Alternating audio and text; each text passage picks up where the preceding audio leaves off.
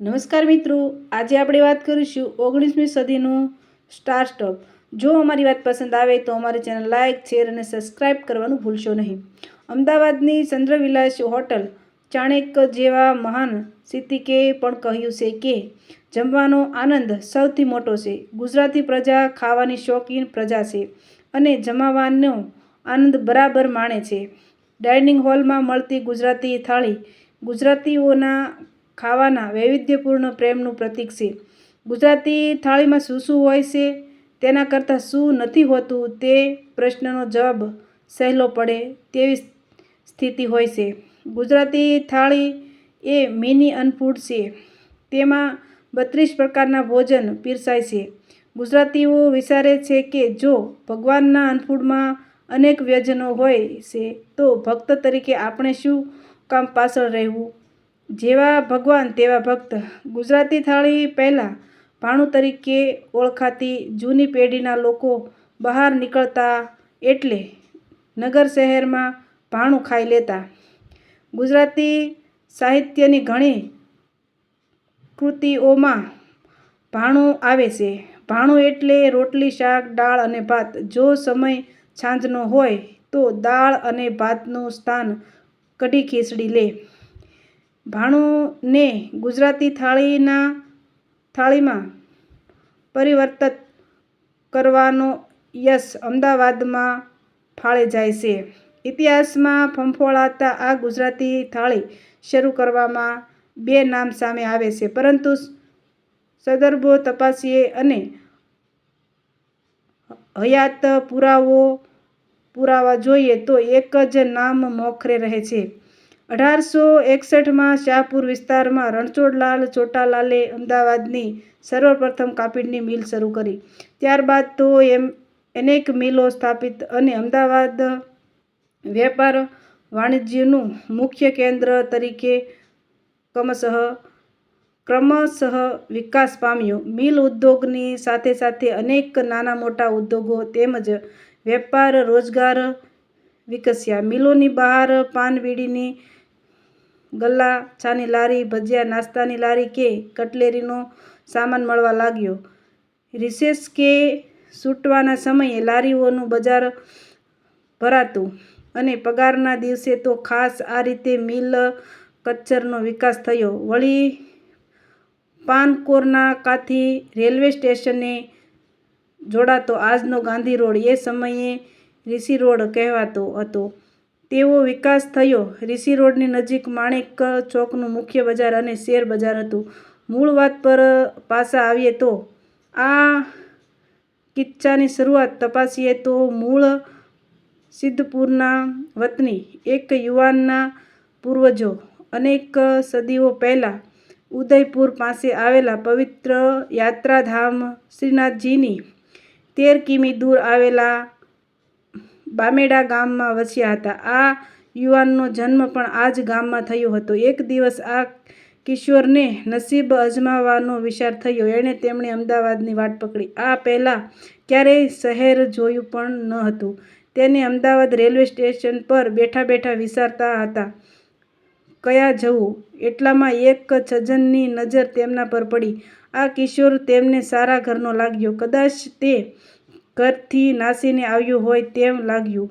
પરંતુ નસીબ અજમાવવા નીકળેલા કિશોરનો આત્મવિશ્વાસ જોઈને એ સજ્જન રાજી થયા અને પોતાની સાથે લઈ ગયા. કિશોરને પહેલાંથી જ રસોઈ કરવાનો શોખ હોવાથી ત્યાં રસોઈ કરવા લાગ્યા. એક દિવસે તે સજ્જને એ કિશોરનો હાથ જોયો. હાથમાંથી ધન રેખા જોઈ તેમણે એને સલાહ આપી કે તારે ઘણું આગળ વધવાનું છે અને મારે તારી સેવા લેવી નથી. તું મહેનત કર અને આગળ વધ. એને એ કિશોરનો રહ્યો સહ્યો આશ્ચર્ય પણ જતો રહ્યો, છતાં એ નાસીપાસ થયો નહીં. એને 3 સાથીઓની સાથે ચાની રેકડી શરૂ કરી. આમ 19મી સદીના અંતર દાયકામાં રિશી રોડ પર 4 યુવાનોએ મળીને ચાની રેકડી શરૂ કરી. ફૂટપાથ પર શરૂ થયેલા આ પ્રયોગ નિષ્ફળ થતાં 3 સાથીઓ રાજી ખુશીથી છૂટા પડ્યા. હવે એમાંથી આ ચોથો યુવાન એકલો રહી ગયો.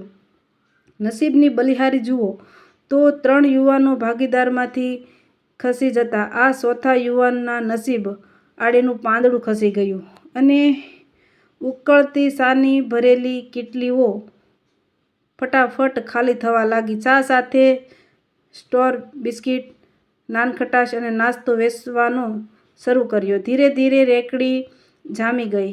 એ યુવાને પેલા 3 ભાગીદારોને પાછા બોલાવવાનો પ્રયત્ન પણ કર્યો, પરંતુ તેઓ હવે પાછા આ ધંધામાં આવવા તૈયાર નહોતા. 2 રૂપિયા કમાયા એટલે આ યુવાનને રેકડીને વ્યવસ્થિત સ્વરૂપ આપવાનો વિચાર થયો, એટલે નજીકની એક દુકાન ભાડે લેવામાં આવી. ગ્રાહકો બેસીને ચા નાસ્તો કરી શકે તે માટે મેજ ખુરશી બનાવવામાં આવ્યા. સન 1900ની આસપાસ શહેરની પ્રથમ રેસ્ટોરાં આ રીતે શરૂ થઈ. આ યુવાન હતા સ્વ. ચીમનલાલ જોશી, અને એમણે જે હોટલ, રેસ્ટોરાં ચાલુ કરી એનું નામ એમણે એમના દાદાના નામ ચંદ્રભાણ પરથી રાખ્યું, ચંદ્રવિલાસ હોટેલ. નદી પારનું અમદાવાદ તો એ સમયે માત્ર જંગલ હતું. ત્યારે ગાંધી રોડ અને રિલીજ રોડ રાજમાર્ગ ગણાતા હતા. રાજસ્થાનની આવેલા બ્રાહ્મણ ચીમનલાલ હેમરાજ જોશીએ 1900ની સાલમાં ગાંધી રોડ ચંદ્રવિલાસ રેસ્ટોરન્ટ જે જગ્યાએ શરૂ કરી હતી, ત્યારે પહેલાં અહીં એક પોસ્ટ ઓફિસ અને ઘોડા બાંધવાની જગ્યા હતી. ચંદ્રવિલાસના મૂળ સ્થાપક ચીમનલાલ જોશીના પૌત્ર મૌલિક જોશીના જણાવ્યા અનુસાર દાદાએ ચંદ્રવિલાસ શરૂ કરવા માટે ઘરેણાં ગીરવે મૂક્યા હતા. 2 પેટોલો તેમના ભાગીદાર હતા. ચંદ્રવિલાસની ચા એટલી વખાણાઈ કે તે પીવા માટે મોટા શેઠિયાઓ પણ આવતા હતા. મણના હિસાબે દૂધ આવતું હતું. એક સમયે ચંદ્રવિલાસની ચાની એટલી બધી માંગ વધી ગઈ કે ચીમનલાલે પણ ઉકાળવા માટે પિત્તળનું ખાસ બોઇલર બનાવવું પડ્યું હતું. એટલું બધું દૂધ આવતું હતું કે તેની ખૂબ જ મલાઈ ઉતરતી. હવે ગ્રાહકો માટેની નવી વાનગી મલાઈ જલેબી શરૂ થઈ, અને આ જ કારણથી ચંદ્રવિલાસ હોટલમાંથી ફાફડા જોડે જલેબીનું આ પૃથ્વી પર અસ્તિત્વમાં આવ્યું. સ્વ. સીનુ મોદીએ પણ કહ્યું છે ને, પ્રેમમાં થોડી ફરેબી જોઈએ, ફાફડા સાથે જલેબી જોઈએ. એક સમયે આ રેસ્ટોરન્ટમાં 25 જેટલા જુદા જુદા સ્વાદની ચા મળતી હતી, અને તે પીવા માટે લોકો દૂર દૂરથી આવતા હતા. એક નાનકડી ચાની રેકડીમાંથી શરૂ થયેલ અમદાવાદનું આ સર્વપ્રથમ રેસ્ટોરન્ટની લગભગ 120 વર્ષની સફર પણ રોમાંચક છે. બાદશાહી, ડબલ કડક, લિપ્ટન, બોર્નવિટા, ડબલ પાણી વગેરે જાત જાતની ચા બનતી. ચંદ્રવિલાસનું મસાલાવાળું દૂધ પણ વખાણાતું હતું. ચા નાસ્તાની સાથે સાથે આઈસ્ક્રીમ પણ બનાવવામાં આવતો. રેસ્ટોરન્ટમાં જામી ગયા બાદ ગુજરાતી થાળી શરૂઆત થઈ. હવે તો આ જ માર્ગ પર અન્ય રેસ્ટોરાં શરૂ થઈ ચૂક્યા હતા, જેમની સ્પર્ધા ચંદ્રવિલાસ સાથે શરૂ થઈ. હરીફોએ એક સંપ થયેલા પોતાની થાળીના ભાવ ઘટાડ્યા. એની અસર ચંદ્રવિલાસ પર થોડા સમય માટે ચોક્કસ થઈ. વિરોધીઓનો ધંધો વધ્યો, પણ તેમનું ગુણવત્તા સાથે છૂટછાટ લેવાની શરૂ કરી. જ્યારે અડગ ચીમનલાલે કોઈ પણ જાતની બાંધછોડ કર્યા વગર ગુણવત્તા જાળવી રાખતા ગ્રાહકો થોડાક જ દિવસોમાં પાછા ફર્યા. ચંદ્રવિલાસના ફાફડાની ચટણી એટલી લોકપ્રિય થઈ કે ગ્રાહકો વાટકી ઉપર વાટકી ચટણી મંગાવતા. ગ્રાહકો સંતોષ ચીમનલાલનો મહામંત્ર હોવાથી તેઓ ગ્રાહક માંગે તેટલી ચટણી આપતા. પછીથી તો ચંદ્રવિલાસની જાહેરાત અમદાવાદમાં જુદા જુદા અખબારોમાં પણ પ્રસિદ્ધ થવા લાગી. આ ચીમનલાલ જોશીનો સ્વર્ગવાસ થયે 5 દાયકા થયા, પણ તેમણે સ્થાપેલ ચંદ્રવિલાસ રેસ્ટોરન્ટ અને ફાફડા જલેબીનું કોમ્બિનેશન તેમની સ્મૃતિરૂપે કાયમ છે, અને ઇતિહાસમાં એમના નામે જ અમર રહેશે જ. દશેરા એટલે અમદાવાદ જ નહીં પણ આખું ગુજરાત ફાફડા જલેબીમય થઈ જાય છે. સવાલ એ પેદા થાય છે કે દશેરાના દિવસે ફાફડા જલેબીનું ચલણ કેમ શરૂ થયું?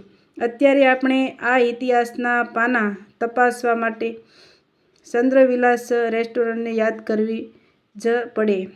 હવે અન્ય રોચક પ્રસંગો માણીએ. અમદાવાદમાં દાલ ફ્રાયને બદલે જ્ઞાતિનું દાળનું કલ્ચર હતું ત્યારની આ વાત છે. દાળ વાટકી વડે કે ચમચી વડે પીવાની નહીં પણ આંગળા વડે ખાવાની વાનગી ગણાતી. જેની દાળ બગડી તેનો દિવસ બગડ્યો એવું માનતા લોકો દિવસ ન બગડે તે માટે ચંદ્રવિલાસ રેસ્ટોરન્ટ પર દાળ લેવા ભીડ કરતા હતા. બાકીનું ભોજન ઘરે બનાવ્યું હોય પણ દાળ લેવા માટે ચંદ્રવિલાસ પર બહાર ડોલસાધારીઓની લાઈનના દ્રશ્યો ઘણા અમદાવાદીઓ આજે પણ યાદ કરે છે. આંગળા ચાટી જવાય તેવી દાળ ઉકળતા સમય લાગે તેમ ચંદ્રવિલાસનો ધંધો જામતા પણ સમય નીકળી ગયો. ચીમનલાલના બીજા ભાગીદારો છૂટા થઈ ગયા. ભાગીદારો છૂટા પડવાની સાથે કોઈ અગમ્ય કારણ ચંદ્રવિલાસની ખ્યાતિની સુગંધ પ્રસરવા લાગી. પાટિયા પર વાનગીઓનું લિસ્ટ પણ લાગવા લાગ્યું. ફક્ત ચા નાસ્તાની શરૂઆત કરનાર ચંદ્રવિલાસના ફાફડા જલેબી વખાણવા લાગ્યા. ભાગીદારોને છૂટા પડી જવાને બદલે અફસોસ થયા. એટલી હદે ચંદ્રવિલાસ પ્રસિદ્ધ થઈ ત્યારે 62 જેટલી વાનગીઓ ત્યાં પીરસાતી હતી. એમાં પણ ચારોળી અને પિસ્તાવાળું દૂધ પીવા માટે ચંદ્રવિલાસ સુધી લાંબા થનાર શોખીનોની પણ ખોટ ન હતી. સવારના 5 વાગ્યાથી રાતના 11 વાગ્યા સુધી ચાલતી રેસ્ટોરન્ટમાં સમાજના તમામ વર્ગના લોકો મુલાકાત લેતા હતા. મિલ ઉદ્યોગના સુવર્ણયુગમાં મિલ માલિકો, શેઠિયાઓ ઠાઠથી ઘોડા ગાડીઓને ચંદ્રવિલાસની બહાર ઊભી રાખીને ફાફડા જલેબી ઝાપટવા આવતા. સરદાર પટેલ, ગાંધીજી અને ઇન્દુલાલ યાજ્ઞિક જેવા નેતાઓ પણ નાની ચા નાસ્તા મીટિંગ અને ગુજરાતી થાળીનો આસ્વાદ માણવા માટે અવશ્ય આવતા. અન્ય એક કિસ્સો પ્રથમ ટ્યુબલાઇટ વિશે અત્યંત રોચક અને જાણવા જેવો ખરો. ચીમનલાલ જોશીએ અમદાવાદમાં પહેલી ટ્યુબલાઇટ ચંદ્રવિલાસમાં ફિટ કરાવી હતી. ત્યારે આખા અમદાવાદમાં તે અંગે ચર્ચા થઈ કે આ ધોકાબત્તી કે અજવાળું કરતી લાકડી વળી કઈ બલા છે? લોકો આ ટ્યુબલાઇટને જોવા કૌતુકાથી આવતા હતા. વકરો એટલો આવતો હતો કે છૂટા પૈસા ગણવાને બદલે ત્રાજવાથી તોલવામાં આવતા. મૌલિક જોશીના જણાવ્યા અનુસાર ગ્રાહકને જોઈતી વાનગી માટે ભૂંગળા ટેલિફોન હતો અને પાઇન કોમ્યુનિકેશનથી જે તે ટેબલ પર વાનગી પીરસાતી હતી. આ બધી વસ્તુની દેખરેખ એવી કાચની પદ્ધતિથી ગોઠવણી હતી કે દરેક ટેબલનું લોકેશન થડા પર બેઠેલ શેઠ જોઈ શકે. 25 વર્ષ પહેલાના 36 કર્મચારીઓ આજે પણ 360 જેટલા કર્મચારીઓ છે. આજે પણ લોકો ફાફડા જલેબી ખાવા આવે જ છે. શહેરની ગીચતા અને ગાંધી રોડ એક માર્ગી રોડ થઈ જતા પાર્કિંગનો પ્રશ્ન ઊભો થતા બહાર દેખાતી લાઈનો બંધ થઈ ગઈ પણ અંદર ગર્દી બરકરાર રહે છે. 2 માળની ચંદ્રવિલાસ પ્રથમ દ્રષ્ટિ રામ ભરોસે હિન્દુ હોટલ જેવી લાગે છે પણ અંદર ગયા પછી તેની વિશાળતાનો અંદાજ જ આવે છે. હોટલમાં જૂના ખુરશી ટેબલની શૈલી આજે પણ એવાને એવા જ જળવાઈ રહ્યા છે. અમદાવાદમાં આખામાં ફાસ્ટ ફૂડમાં ભજીયા પાઉં અને પિઝાના જમાનામાં પણ ચંદ્રવિલાસને ફાફડા જલેબીની લોકપ્રિયતામાં કોઈ આંચ આવી નથી. દશેરા અને દિવાળીના દિવસે ફક્ત ફાફડા જલેબી જ વેચાય છે જ્યારે ઉત્તરાયણમાં ઊંધિયું. 120 વર્ષના આરે પહોંચેલી ચંદ્રવિલાસની આ જ તંદુરસ્તીનું રહસ્ય છે. આવા જ નવા વિડીયો જોવા માટે અમારી ચેનલ લાઇક, શેર અને સબસ્ક્રાઈબ કરજો.